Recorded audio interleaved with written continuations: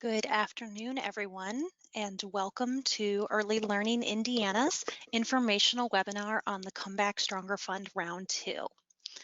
We're going to jump right in and get started because I know all of you likely have many questions and many pieces of information you want to learn during our time here together today about the Comeback Stronger Fund and what we're looking to do with providers to help support you in your efforts to support Hoosier children. Just so that you know, everyone will stay muted throughout the entirety of this webinar time together.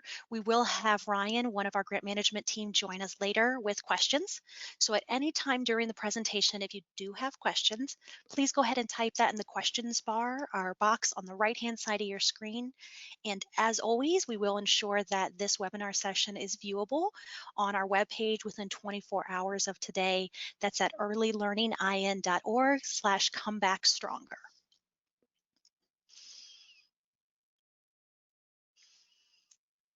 So this is what we're here today to talk about, Comeback Stronger Fund Round 2 informational webinar.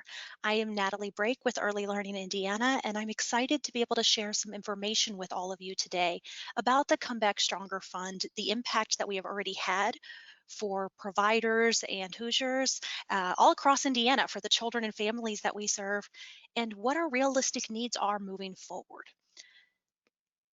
So the Comeback Stronger Fund is brought to you by Early Learning Indiana and supported by Lilly Endowment, Inc., and really excited to get into this information today. Let's take a look at the agenda. This is what we're going to cover today in our time together. First, we want to look at the pandemic response that we've had as providers across the state in order for us to be able to continue to serve the most important pieces of what we do, for us to be able to continue to serve the children that need high quality care every single day and that our providers are stepping up to be able to do.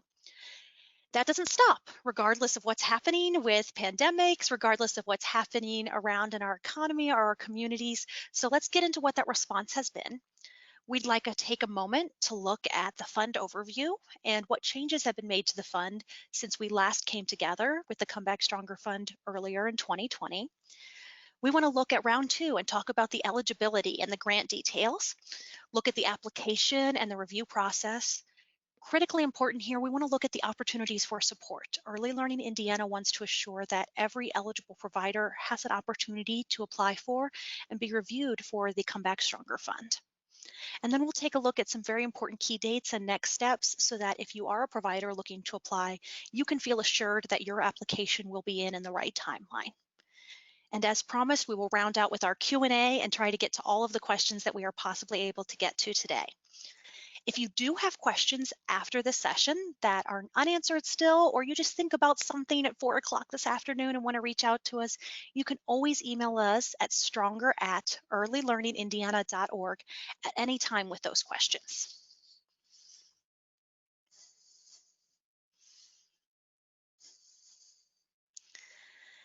So knowing that most of you who are joining us today probably know a little bit about Early Learning Indiana, but we may have some people on here that this is your first time joining us, I wanted to be sure to share who we are and what we do.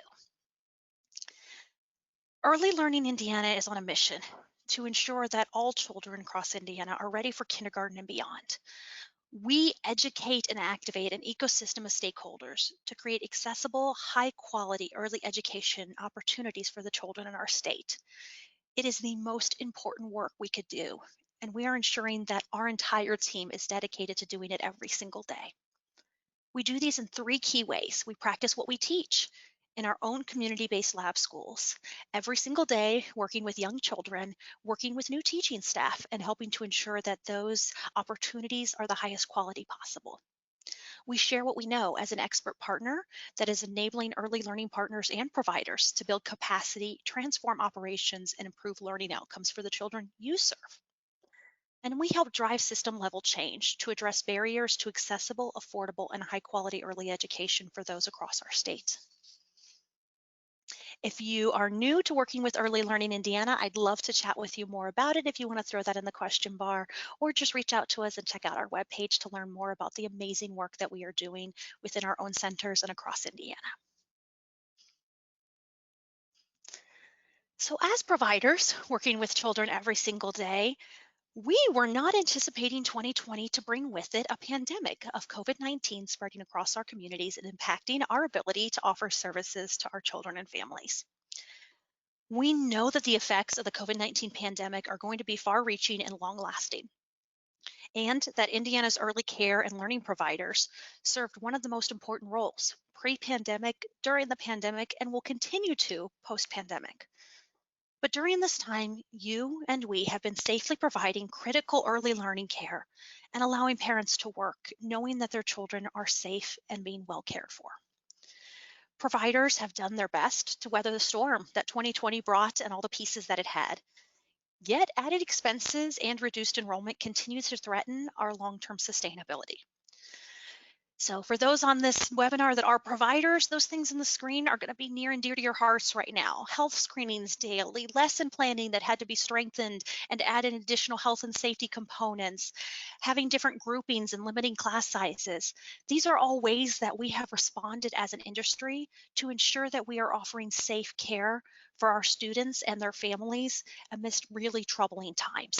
And we will continue to do so as long as necessary in order to make sure that our families are well served. The last time we came together to talk about the Come Back Stronger Fund, we were looking at an immediate response. And I think it's important to note that when we first opened the Come Back Stronger Fund, we knew then that Indiana early care and education providers were facing an experience that they had not faced previously. We know that in the best of time, margins are razor thin due to the misalignment between the actual cost of providing care and the ability of families to afford it. We know that the COVID-19 pandemic has further threatened operations. It's forced many providers to implement new staffing models and new safety related procedures within their early learning environments. So it was with great joy that Early Learning Indiana, supported by Lilly Endowment Inc., was able to present the Come Back Stronger Fund last summer. At that point in time, looking to award grants totaling $15 million to reinforce Indiana's supply of high quality early learning opportunities. And we are excited today to be able to share with you that we are extending the fund and will now be looking to award a total of $25 million, including the first round and the second round, to really support providers across the state who are committed to creating high quality opportunities and serving vulnerable family populations.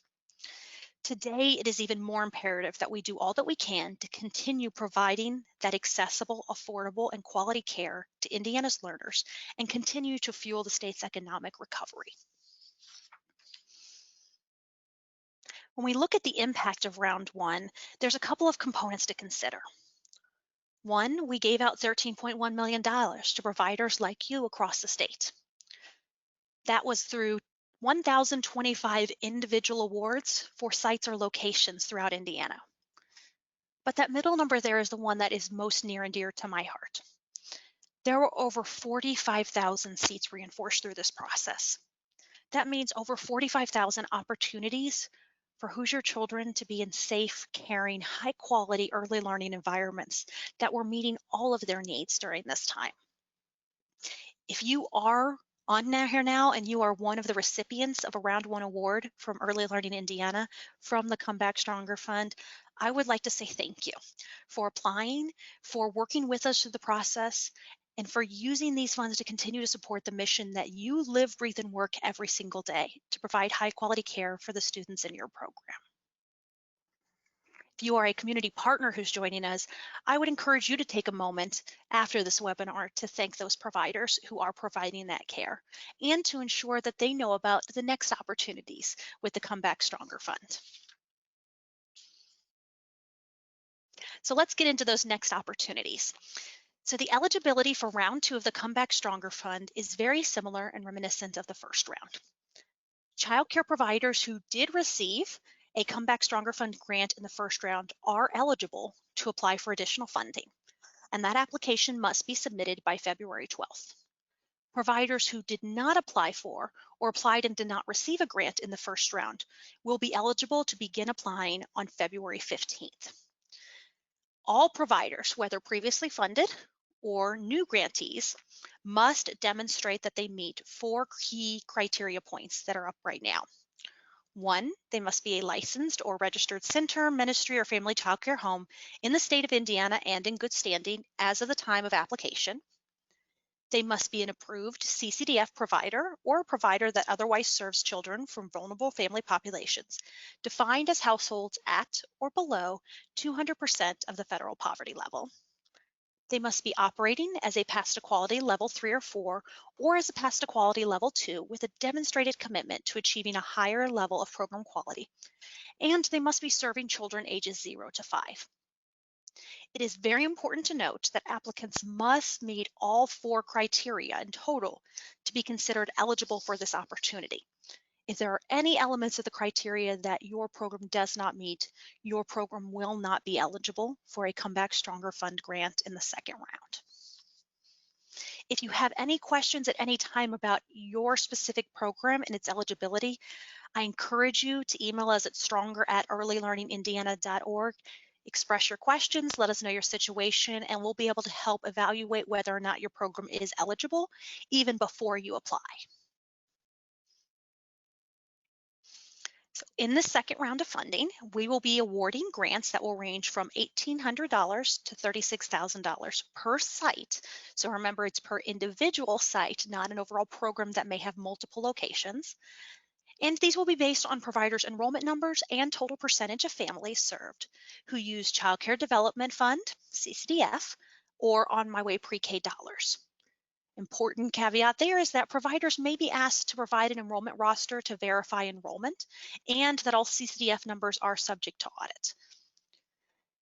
Important factor to note, which is different than our last round, our first round of Comeback Stronger Fund grants, we will be looking at enrollment data reflective of a program's enrollment as of January 4th, 2021. If you're looking at your calendar right now, that was yesterday. So the starting week of January, what your enrollment is will be what we will be considering for this round of funding.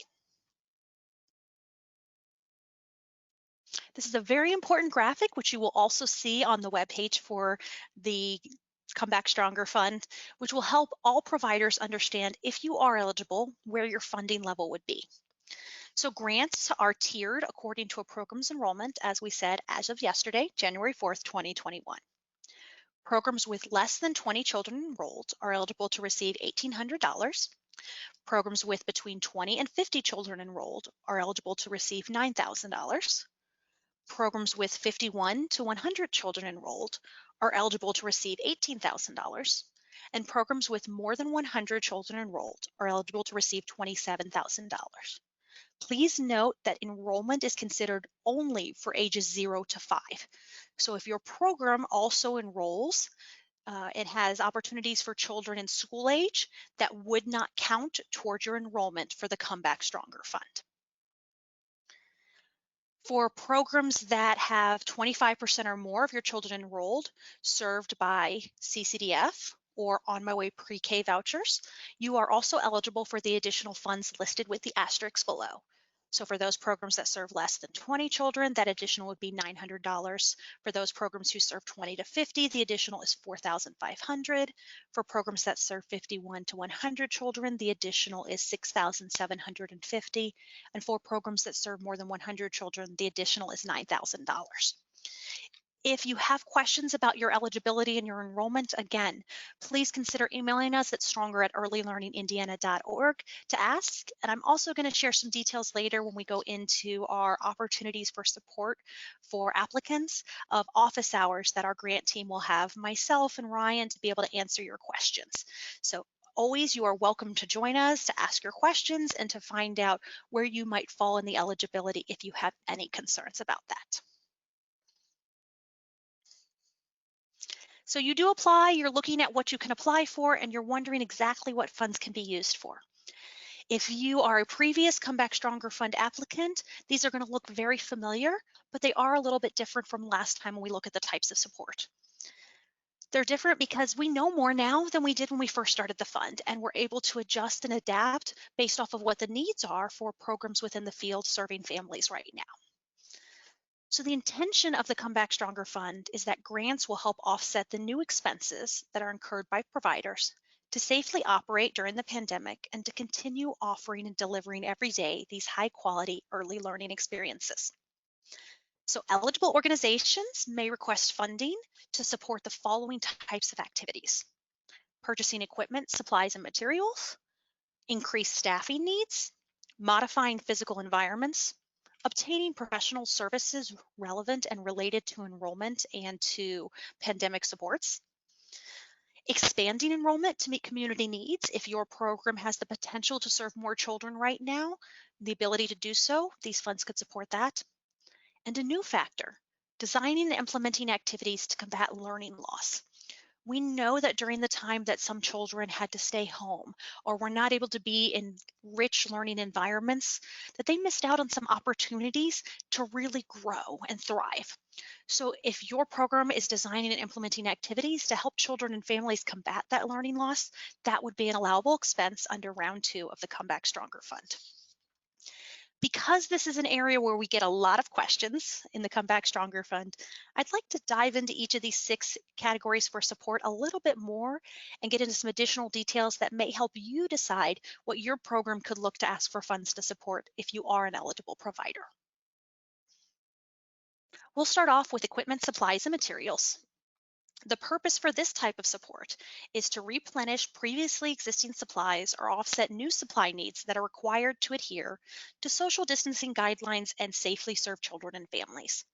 Some examples of allowable expenses we have here: definitely personal protective equipment or individual learning supplies for children, where we may have had several, sets across our classroom for things like magnetiles, and now we need many more in order to avoid cross-contamination.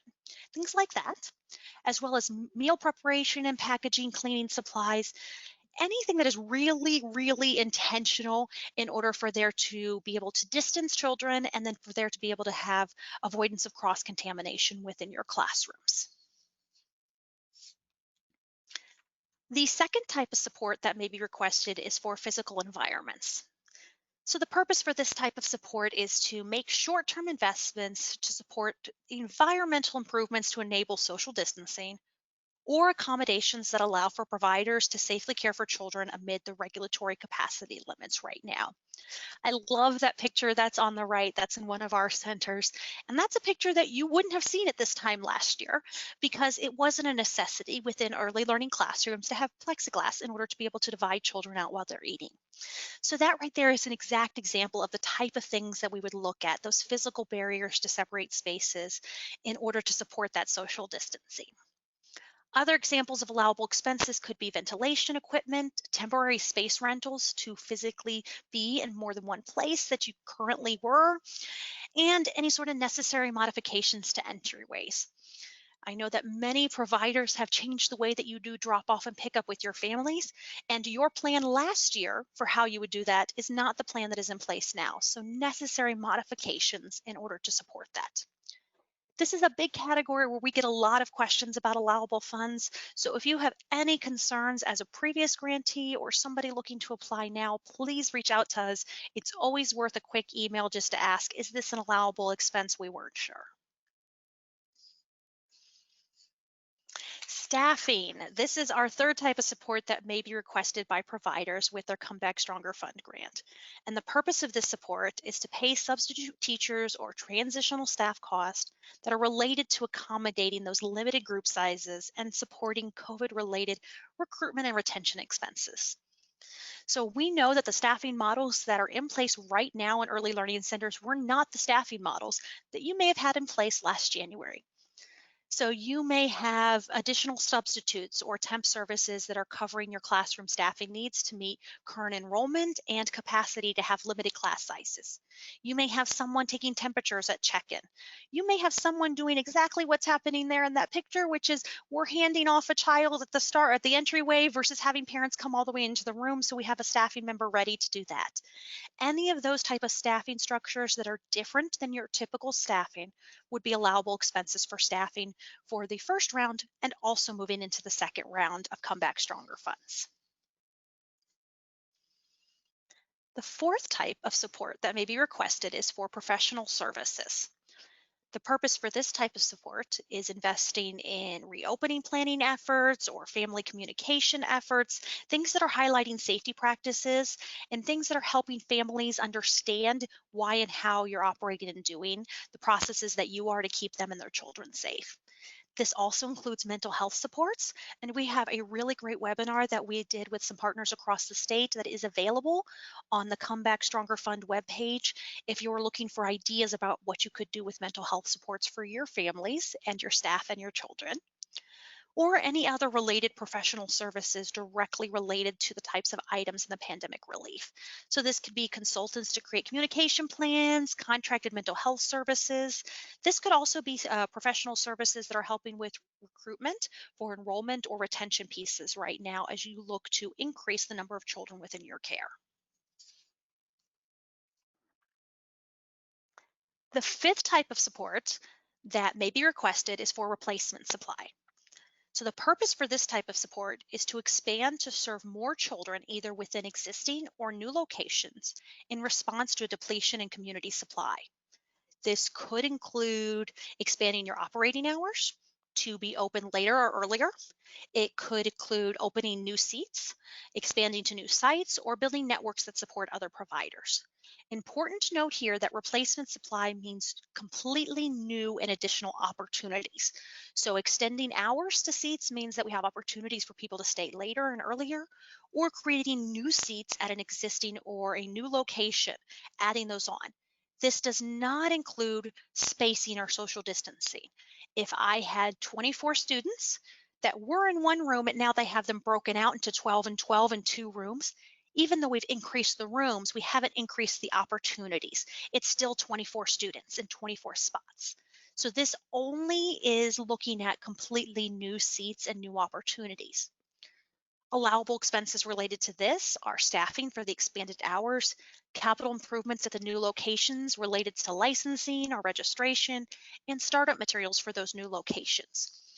If you are looking to add on additional seats, we would ask that you mark that this is one of the categories you're looking to do, and then really explain to us what you're looking to do. Where's the new site? How are you adding on to the current site? What your plan is for us to be able to understand how you are creating replacement supply for your community.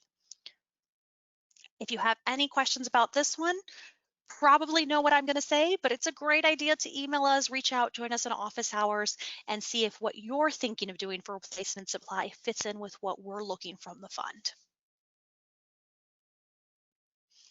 I'm excited today to be able to share the final type of support that you may request for the second round of Come Back Stronger Fund grants because this is a new area, and this is learning loss.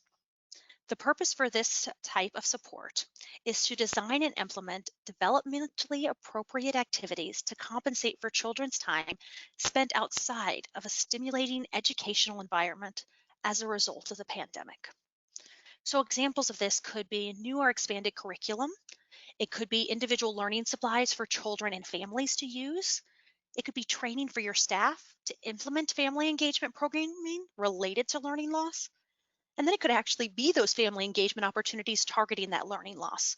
So we're really looking for an opportunity here for programs to be able to address the fact that children will have consequences from spending time outside of these environments as a result of the pandemic, and we as the early learning industry are going to step up and meet that need.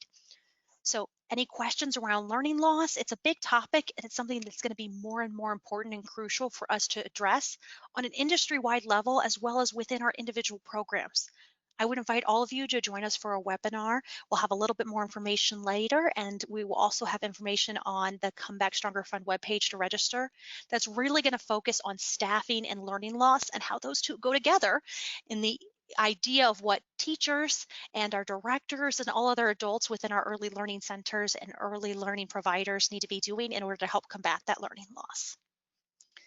Would also please note here that plans to use grant funds must only include allowable expenses as shared in these 6 types of supports. And we do have a document that is linked on the Come Back Stronger Fund webpage that gives details on each of these 6 areas of allowable expenses. So with an understanding of what grant funds can be used for, let's now turn to the application process. When we're considering application and review for the Come Back Stronger Fund Round 2 grants, there's a couple of key points you will need to know. One very important point, applications are open right now. So interested and eligible, key point there, eligible, providers are able to apply. You can go right now to earlylearningin.org/comebackstronger, find all of the information you need, all of the resources you need, and the direct button to apply for a Come Back Stronger Fund grant. The deadline for our Come Back Stronger Fund grants is listed here, and it's really important to consider if you are a provider who received a previous Come Back Stronger Fund award, you need to apply by February 12th in order to be considered for additional funding. Providers who did not apply or did not receive a grant in the first round will be eligible to apply beginning immediately then on February 15th. So if you're not sure where you fall, reach out to us and we can take a look at that. A note for the review process, we will be processing applications on a rolling basis, so applicants should always continue to monitor the email address that is associated with their submittable account for any questions that may be coming from the grant management team concerning their submission. At this point, many providers in Indiana are familiar with our grant platform, Submittable, and know that the process pieces for it, such as applications, may be started and then saved to work on a later date or time. That's also where applications may be for several other grants offered within Indiana to early learning providers right now. So we know that in the world of early childhood, sometimes you start something, you have to step away, save frequently, make sure you complete your application, and when you're all the way done, make sure you submit so that we get it. It's also important for you to know that when you are completing the application, there are required fields that must be filled out for you to submit. So if at any point in this entire process you need technical assistance, you can email us for more support when it comes to doing your application.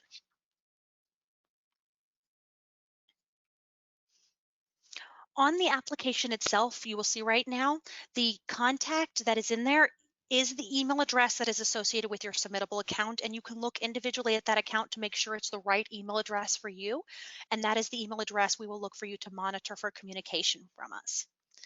The application is going to ask that you note your eligibility, and you're able to confirm the eligibility for all 4 points we previously mentioned. So all of the eligibility requirements, as well as your enrollment as of January 4th, 2021, for the total number of children ages 0 to 5 enrolled, and for the total number of children ages 0 to 5 who have active CCDF or on the way pre-K vouchers. The grant application is also going to have a narrative section where you will be asked for 2 really critical questions for this opportunity. First, how will you use grant funds to effectively and safely continue operations? And we ask that you please be specific here. So if you are going to be using the grant funds to pay for staffing in order for you to continue operating staffing models in response to the pandemic, you need to explain that. If you are going to be using your grant funds in order to purchase some curriculum and some materials around learning loss and implement that with your families, you need to explain that to us. If you are not specific, we cannot be assured that we understand what your plans to use the funds are. And you can use many of the resources provided by Early Learning Indiana on the Come Back Stronger Fund webpage, talk with previous applicants who have been awarded, join us for office hours, any of these means to help ensure that you are telling your story the way that we need to understand it there. We're also going to ask how will funds meet a need otherwise unmet for this site. So if you are a previous recipient for the Come Back Stronger Fund and you used your initial grant in order to implement all the needed components for your environment to keep children separate for social distancing, you shouldn't need to make those same pieces again. So what is an unmet need for your site? Do you need additional staffing funds to support in the coming months? Do you need additional supplies because you are opening up a new center and you're doing replacement supply and you need startup materials for there? Are you implementing a new program for learning loss that is going to be something that you need the funds to support? So what we don't want to see in the applications is someone telling us exactly what you did in the first round, because the component of what you used in the first round should have covered that need at the time, and we need to know the unmet need right now. So be very specific in those sections, and if you're not very specific, you're going to be hearing from one of our team members to make sure that we understand what you're looking to do with your Come Back Stronger Fund grant should you be awarded. The last part on here with the application is very important to our previous grantees that are applying. When you applied, you were told that you would have to do 2 reports for your Come Back Stronger Fund grant, and also that all grantees were required to keep receipts and invoices for your grant for 2 years. We are using this additional funding component to count as your interim report for your first round of funding, which means when you go to fill out your application for additional funding in round 2 of the Come Back Stronger Fund, you will be asked to submit any invoices or receipts for purchases made through December 31st, 2020, and to report on the impact of that first part of your grant. So combining the two of them, which means if you're applying for additional funding, you are also filling out your interim report, one form, 2 purposes, and you're able to move forward with your funds. If you have any questions about the grant report component of the application, please join us on office hours and we'd be happy to explain and look at any individual circumstances.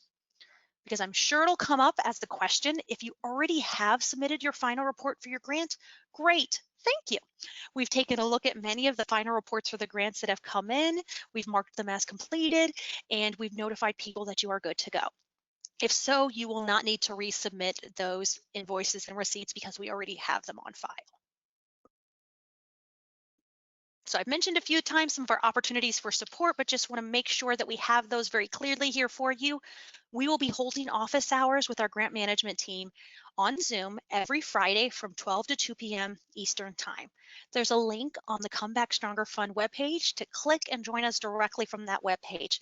So if you find yourself wanting some more individualized support, you have a whole list of 6 or 7 or 8 questions that you need answered, we'd highly encourage that you jump on with us on Friday because we're able to address your concerns either as a group or individually.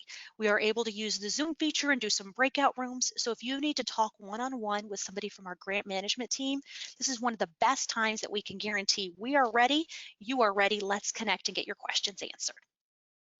We'll also have an additional learning opportunity really focused on that staffing and learning loss. And that's going to be on Tuesday, January 19th, at the same time, 1 to 2 p.m. And you'll be able to register through a link on the Come Back Stronger Fund webpage.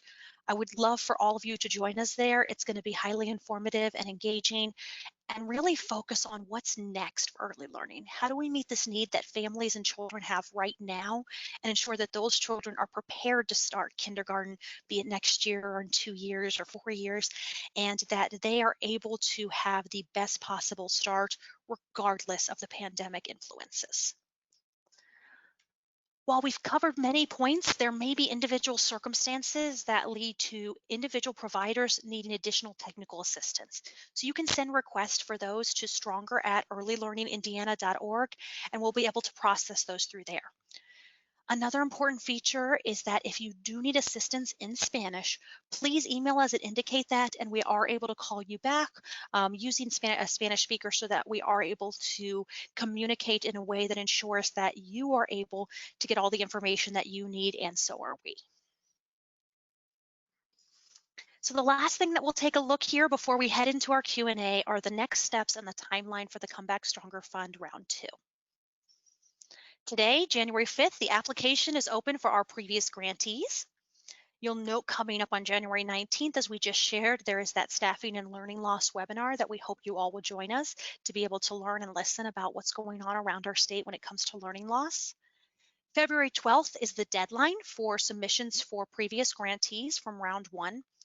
And then immediately after that, February 15th, we are opening up applications for new grantees. A little bit of a time jump there then on our timeline. October 31st will be the deadline for all grant funds. Now, if you were awarded a Come Back Stronger Fund Round 1 grant and you do not receive one or you do not apply for one for the Round 2, your final reporting and funds must still be expended by March 31st. But if you do receive the additional funding, you may use that all the way up through October 31st, and that is when all grant funds must be extended. So that brings us to the Q&A part that I know some of you are anxiously awaiting. So I'm going to invite Ryan to jump on with us and see what questions we have from our providers and our community members that are with us today.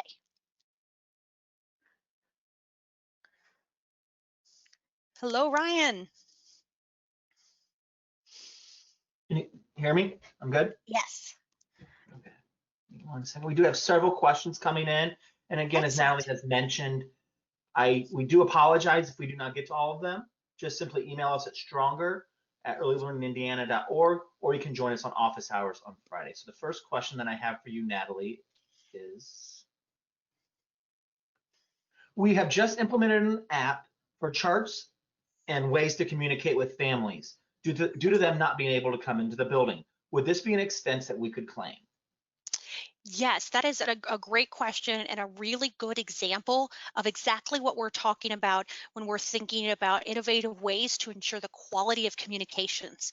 So that would definitely be an allowable expense because it is meeting the needs of communication between your staff and the families in a different way, specifically due to the pandemic. So any apps or technology pieces that are able to enhance your communication and help families feel assured about the quality care that you're offering would be allowable under the Come Back Stronger Fund grants. Thank you. So if a pre-K child turns 6 in December of 2020, we do not count them for our enrollment, correct? So when we're looking at enrollment, we would look for any children ages 0 to 5 that are within your ages 0 to 5 classrooms. So if they are in pre-K, you would still be able to count them so long as they were within your age 0 to 5 classrooms. Okay. Can we use the funding to establish and train substitute teachers and teacher assistants for when they are needed, even though they are not needed currently at this moment? I would say for staffing needs, if it's a very specific situation, I would evaluate, is this related to our standard process or what we may have done in January of 2020, or is this specifically related to COVID relief? So if your staffing change or your change in your staffing plans is related to pandemic relief or is a direct result and a change because of the pandemic, it would be allowable. If it is not a direct result of the pandemic, it would not be allowable. So in this instance, I would want to know a little bit more from the provider if this is something that is directly related to pandemic response or not. Thank you. Someone has asked for the link for the office hours. I believe when we send out the recording of the webinar, we'll also include that link to the office hours as well. So just be a heads up on that. It is a Zoom link, so it is going to be super long, so we can't really easily share it here, but we will get that link to you and everyone. You can always email Stronger as well. Yes, and I would definitely encourage anybody looking to join us for the office hours. You can go to the fund website, which is earlylearningin.org/comebackstronger and join office hours directly from there. So you don't have to save the link anywhere. You can just go to the fund webpage, click on join, and it'll take you there right then. We are only staffing office hours from 12 to 2 p.m. Eastern time on Friday. So if you try to join at midnight on a Tuesday, Ryan and I are not going to be there to answer your questions, but just look for that time period. So if you do know that you're planning to join us and you don't remember the link, that's absolutely fine. You can join directly from the page. When will do grant funds from round one all need to be spent before we can receive additional funding? Excellent question. And I know that's something that's on the minds of many of our providers who were looking at waiting because they have not spent all of their round one funds. Shorter answer is no. Longer answer is we will still want to know what you did spend in 2020, and that's what you have to report on. But if you were awarded, oh, I can't even remember the exact amounts. If you were awarded $3,000 in round one and you've spent 2,000 of it, we would look for you to report and send in your information, your invoices and receipts in this application for the 2,000 you have spent. And then we would just look to combine your new funds with the remaining, and that's what you would report on after October 31st. And it is as of present day they would be reported on. So if they purchased wipes yesterday and they're applying today, they could include that on their grant submission today. Is that correct? You could include it. We ask that you include everything that was spent as of December 31st, 2020, so that you don't have to rush to get those pieces that I'm planning on buying more tomorrow. Do I wait till tomorrow?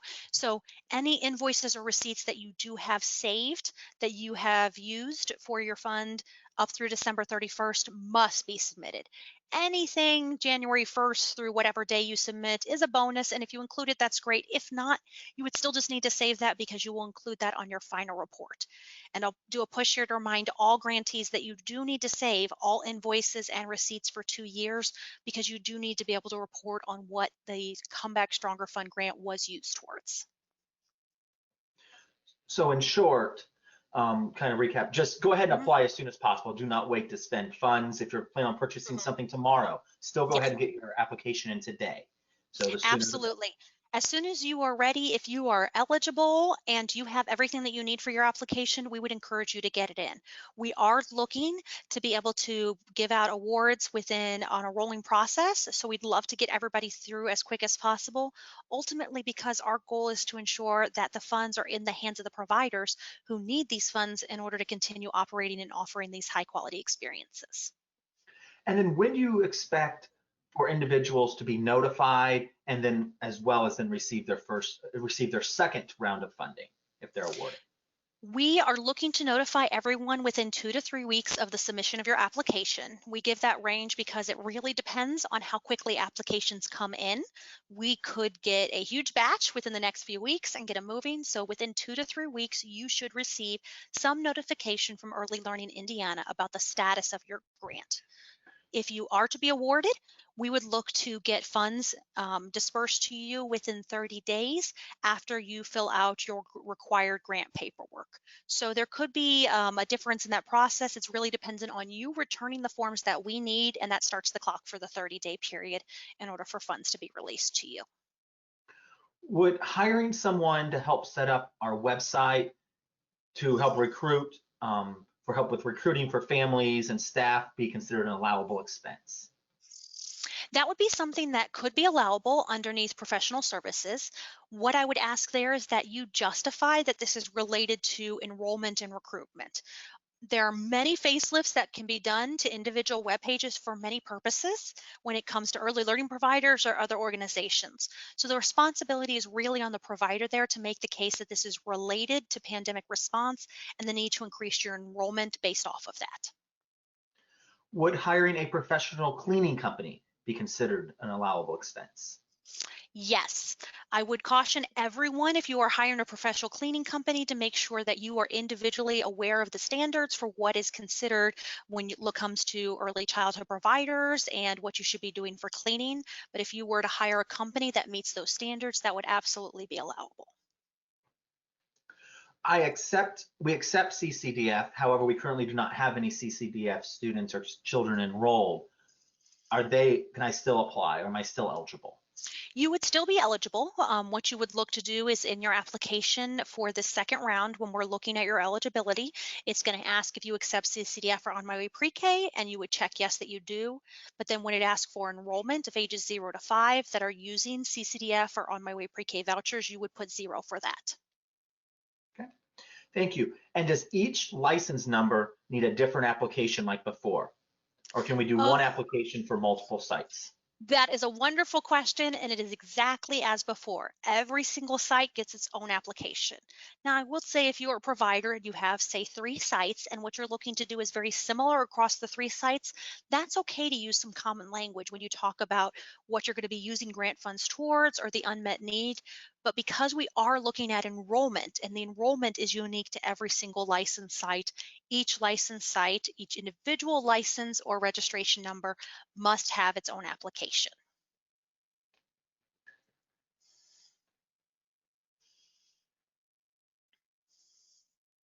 Someone has again just asked when the grant will end. So I don't know, maybe if you could just real quickly go back one slide, Natalie, so we can just have the timeline up for everyone just to see that and make sure they understand the important dates and when. Yes. Yeah, okay. So if you are a current, so a previous grantee, if you received a Comeback Stronger Fund grant in round one, you may begin putting in your applications today, and those must be in by February 12th. If you are a provider who did not receive or did not apply for a Comeback Stronger Fund grant in the previous round, you will be able to begin doing your applications on February 15th. If we only accept On My Way Pre-K, are we eligible for the grant?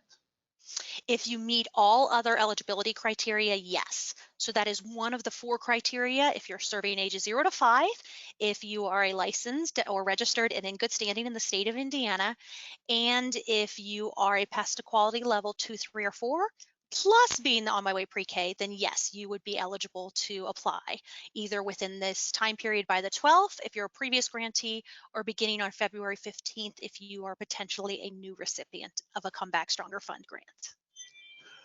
Staying on the kind of are we eligible, if we only have children between the ages of 3 to 5, so we do not currently have infants, are we eligible for the grant? We only Yes, you children. must be serving somewhere in the range of 0 to 5. So for this grant, if you solely serve school age, you would not be eligible for the Come Back Stronger Fund grant. But within the continuum of ages 0 to 5, you could be a center that only serves infants and toddlers and qualify. You could be a center that only serves 3 to 5, or you could serve from ages 0 to 5 and still be eligible in order to receive a grant. Would a washer and dryer be considered an allowable expense? Oh, washers and dryers have been such a fun topic of discussion when it has come to Come Back Stronger Fund grants and really just a lot of our needs in the community right now. My answer here is going to be one that I would say is really important and crucial to many different aspects or things that may be considered allowable expenses. The program needs to justify how it's related to pandemic response. And when you look at things, I know we and our centers are doing an awful lot of washing and drying right now for the children and families that we are serving because we are absolutely avoiding any sort of cross contamination when it comes to linens that are popularly used within childcare. If you have a need that's based off of the increased laundry or that is based off of the need to add on additional laundry services, yes, it would be allowable. But I do say that I need you as a provider applying for this to tell us that that's the case, because there are many things that we need to understand the purpose of in order for us to be able to say, yes, that's an allowable expense. If we spent all of our funds prior to December 31st, 2020, can we just complete the final report before applying for the second round? Yes, you could if you wanted to. I will say that the questions for the final report and the questions in the second round are exactly the same for that part. So either way, you're filling out the same information. So it really just depends on the way that you want to do it. If it's easier in your mind to do the final report and then the application, as long as if you are a previous recipient, you are submitting it by February 12th, that would be fine. However, if you just want to put it all in together and here's our need right now, here's what we're looking to do next and how that's unmet, and here, by the way, are the pieces that we already did, submitting it all together in the application is absolutely fine. It's going to take you the same amount of time either way. Is the application currently open? And if it is currently open, where can I find that application or where can I apply? Oh, that is the question of the day. Yes, the application is currently open and you can find that at any time by going to earlylearningin.org/comebackstronger and clicking on the apply button, which is several places on our webpage. We really want to ensure that our webpage for this fund answers all of your possible questions and then connects you back to us for any specific questions or details that you may have that are really unique to your site. So when you visit that webpage, right up there at the top, you're going to see that there's going to be a button that you can click apply, and that will link you directly to the application on our submittable page. Would an allowable expense be to purchase a touch-free check-in system? Ooh, touch-free check-in systems. I think touch-free has become like the catchphrase for 2020 and going into 2021. Um, if there is a possibility, that would be something that is allowable. I would definitely ask or tell all providers to consider long-term impact for things that you are doing as well. So will it meet current needs and future needs, and how does this help us to maintain the quality that we want for our communication and interactions with parents? And then if this will meet that need, something that is a touch-free check-in would be allowable. Is food considered an allowable expense? Food is is one of those areas where it could be, but you'd have to really justify how food was meeting the need that is related to the pandemic experience. So we would look more if you're asking for food purchases. What we would really look at is instead of food purchases, do you actually need to look at the way you prepare food? And do you have to do food preparation in a different way in order to ensure you are meeting the needs and have that piece of it? General ongoing operational components that you would have had pre-pandemic anyway are not allowable when it comes to something like food, also similar staffing, other things like that. And then I'm going to add a little bit to this question, but we have established virtual learning for children that have to quarantine but may not be sick. They're just simply quarantined. Are computers or online learning tools considered an allowable expense? Aha, that is a great question. I know it is very difficult for the students, the families, and the providers right now when you have individuals who have to quarantine, whether they be your staff or they be the students. Um, I would say that that really comes down to intent. So electronics are allowable if the intent matches the purpose of the fund. So what we are looking for is, are you purchasing electronics that are able to enable communication with families and students in ways that are necessary right now due to the pandemic? If you can justify those needs and remembering that these are to be used for children between the ages of 0 to 5, then we could look at approving purchases that are made for electronics. Ryan, they've got good questions. They do. And then, so that goes into just in general purchasing tablets. Can you make sure that they understand or kind of explain if they were to purchase tablets for their school age children? They need to make sure that they are for children between the ages, or at least being used by children 0 to 5, correct? Correct. So purchasing tablets for school age learners would not be an allowable expense because all expenses for Come Back Stronger Fund must be directed towards children, use of children and families for children ages 0 to 5. So if you have a need for school age resources, I would highly suggest that you look at other opportunities that are available across the state right now for grants, either locally or statewide, that could meet that need, because the Come Back Stronger Fund is not intended to serve school age children. It's really focused on our youngest Hoosiers and ensuring that their learning opportunities are able to continue to operate in a high quality manner. Covered food. 1 second here. I'm just scrolling down. While Ryan is scrolling down, I'm going to do another plug just to say that we will have registration up for our Staffing and Learning Loss webinar that is coming up on January 19th. And it is a great opportunity if you are unsure about what you could potentially look for additional funding to come to that opportunity. Here's some ideas and consider what could work for your program. Go ahead, Ryan, what'd you find? If we are a licensed in-home daycare, however, we are on probation at the current moment, but our probation will end in early February, can we still apply? You must be in good standing with the state of Indiana at time of application. So in order for us to look at that, and then you must continue to be in good standing with the state of Indiana at time of funding. Ideally, I would love for everybody to always be in good standing with the state of Indiana, but specifically for those two pieces. So if you are not currently in good standing, you would not be considered eligible until such time that you are. Can the funds be used to replace materials like a crib mattress so that they are easily wiped down? It could be. What I would look at, especially for those who are previous grantees, is if there were needs that you've already previously met for some of those pieces, I wouldn't look for funds to continue to do that. So it really comes to expressing the as of yet unmet need. So if you do still have additional needs for things like that related to cleaning or social distancing or elements, really make the case that it's something that is a new need that wasn't met and you have not been doing for the past few months.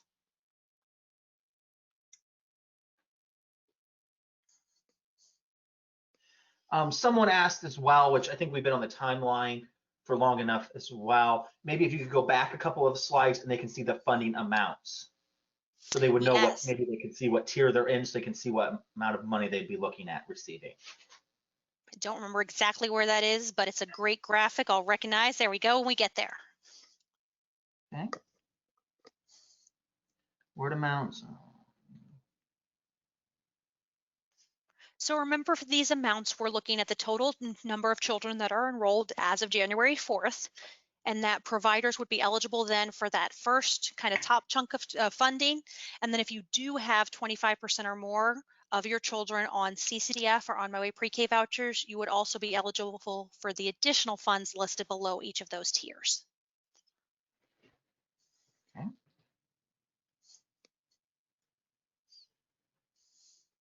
I am currently a level 3 path to quality, but when I move my location, I will be moved down to a level 1. Will I still be eligible? That is a great question. And first, I'd like to say congratulations to whoever did that on being a level 3 pass to quality provider in our state. We need as many high quality providers as possible in order to be able to care for the children in Indiana. I would ask that you would email us individually and let us know a little bit about your plan for transition to a new location, what that would look like, and then we'd be able to specifically speak to your situation based off of that information. Would a Roomba wet jet qualify as an allowable expense? I would think that that would be something I would ask you to take a look at what the cleaning standards are, specifically for your type of care and whether or not that would meet the standard for cleaning. And then if that would directly be impacting your cleaning plans as it's related to COVID-19 prevention. If you feel like that is something that you could justify, you could look to include it. But I would want the provider to be sure that the cleaning aspect of it is directly related to COVID-19 prevention.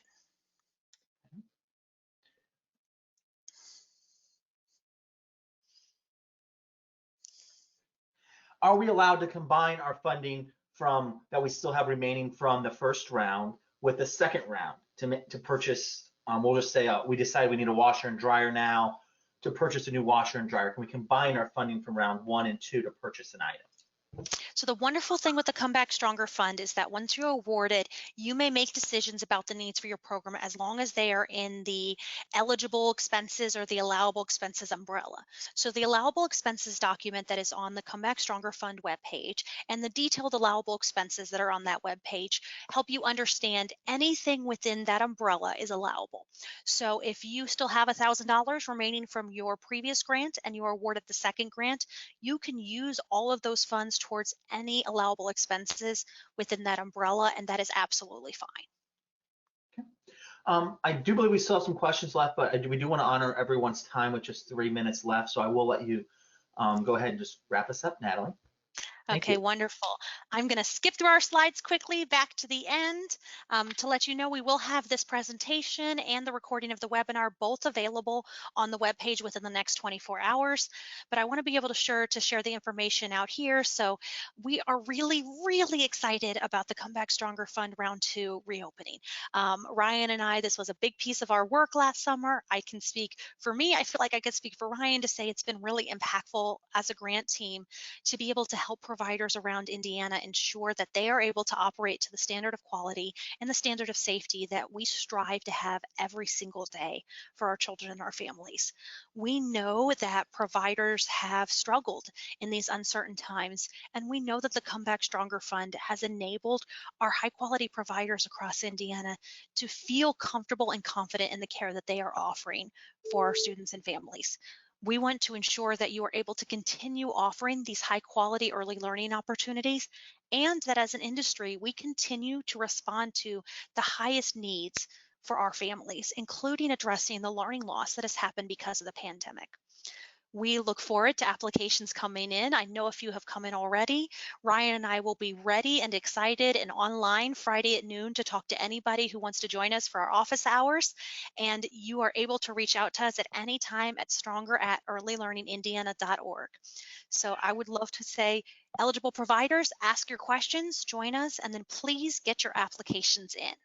And what's that website one more time to apply, Natalie, real quick? Yes, the website to find out any information, applications, but also FAQs, all of the graphics that we have, anything you might want to know about the Come Back Stronger Fund, you can find at earlylearningin.org/comebackstronger.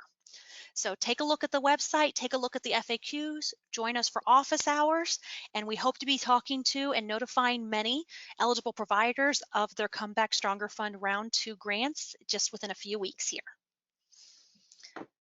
All right, so with that, Ryan and I are going to sign off. and we will talk to everyone later. Bye.